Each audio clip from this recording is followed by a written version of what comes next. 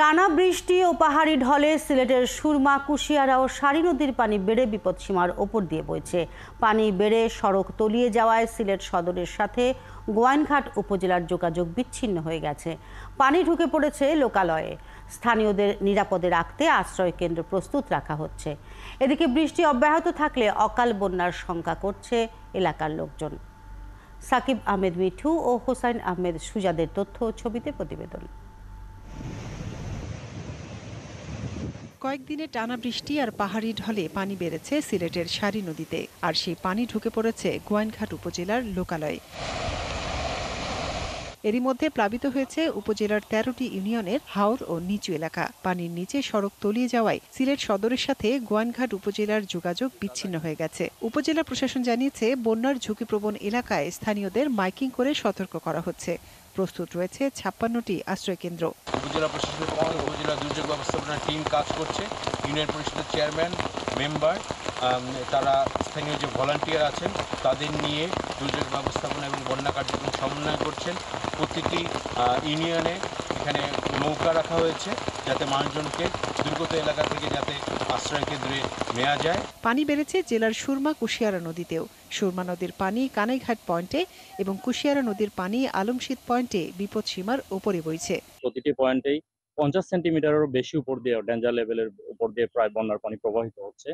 আর এই বন্যাটার মূল কারণ হচ্ছে মেঘালয় বেসিনের যে বৃষ্টিপাত, সেটার কারণেই। তো যদি আমরা আশা করি ২-৩ দিনের মধ্যে বৃষ্টিপাত থেমে যায় তাহলে অতি দ্রুত, এবং সুরমা নদীতে প্রচুর স্রোত আছে এবং বন্যার পানিটা নেমে যাবে। এদিকে জাফলং পর্যটন স্পটের পিয়ান নদীর পানি বিপদসীমার উপরে থাকায় পর্যটকদের পারাপার করা নৌকা সাময়িকভাবে বন্ধ করা হয়েছে। মনিরা কাজুরি, ৭১। সুজাদ, আপনি রয়েছেন গোয়াইনঘাটে এবং সেখানকার বিস্তীর্ণ এলাকা প্লাবিত হয়েছে আমরা জেনেছি। কত মানুষ পানিবন্দী এখন এই মুহূর্তে জানতে চাই। সড়ক যোগাযোগ বিচ্ছিন্ন হয় তাদের কি ধরনের দুর্ভোগ পোহাতে হচ্ছে এবং এই পানি কবে নাগাদ কমতে পারে? পানি উন্নয়ন বোর্ড কি বলছে?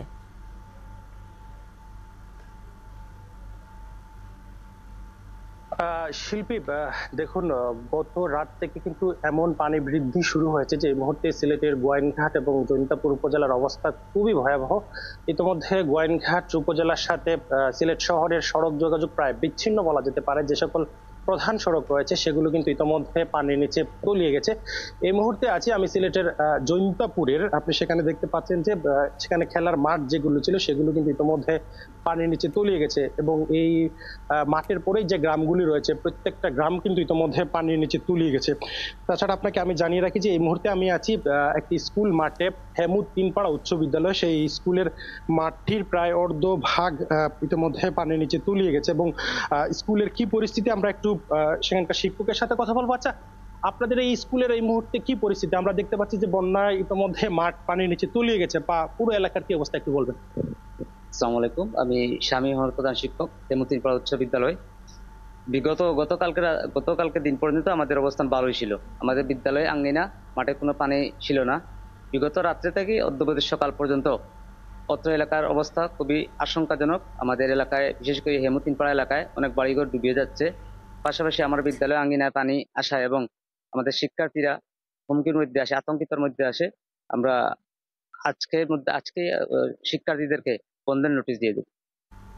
আপনি শুনছিলেন যে আমরা স্কুলের প্রধান শিক্ষকের সাথে কথা বলছিলাম, তিনি আমাদেরকে জানিয়েছেন যে শিক্ষার্থীরা খুবই আতঙ্কের মধ্যে আছেন এবং অনেক শিক্ষার্থীর বাড়ি কিন্তু ইতিমধ্যে পানির নিচে তলিয়ে গেছে। এজন্য কিন্তু এই স্কুলটি আজকে বন্ধ ঘোষণা করা হয়েছে। পাশাপাশি আপনাকে আমি জানিয়ে রাখি যে এই মুহূর্তে কিন্তু সিলেটের সুরমা নদীর পানি কানাইঘাট পয়েন্টে বিপদসীমার উপর দিয়ে প্রবাহিত হচ্ছে। পাশাপাশি সুরমা কুশিয়ারার মিলনস্থল অর্থাৎ যোগীগঞ্জের অমনশিদে, যেখান থেকে সুরমা কুশিয়ারা নদী শুরু হয়েছে, সেখানেও কিন্তু বিপদসীমার উপরে পানি প্রবাহিত হচ্ছে, যার কারণে সিলেটের গোয়াইনঘাট, কোম্পানিগঞ্জ, জৈন্তা, জকিগঞ্জ, কানাইঘাট সহ বিভিন্ন এলাকার মানুষ কিন্তু ইতিমধ্যে পানিবন্দী হয়ে পড়ছেন, এবং সময় যত যাচ্ছে ততই কিন্তু নদীর পানি বাড়ছে এবং আপনি থাকবেন সাথে। সুজাত, জানবো এবার সিলেটের খবর।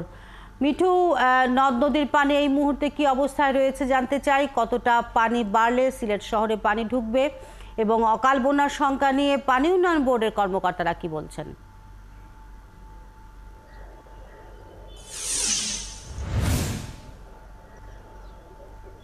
ধন্যবাদ শিল্পী। প্রথমে আপনাকে জানিয়ে দিই, আসলে আপনি জানতে চেয়েছেন যে আর কতটুকু বাড়লে সিলেটে নগরীতে পানি প্রবেশ করতে পারে।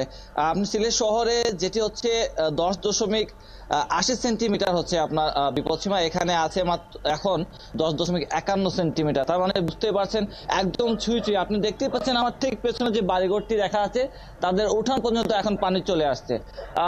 রাতে হঠাৎ করে সন্ধ্যার পরে সিলেটে সবকটি নদীর পানি আসলে প্রায় দুটি পয়েন্টে আমরা দেখেছি 100 সেন্টিমিটারেরও বেশি পানি বৃদ্ধি পেয়েছে।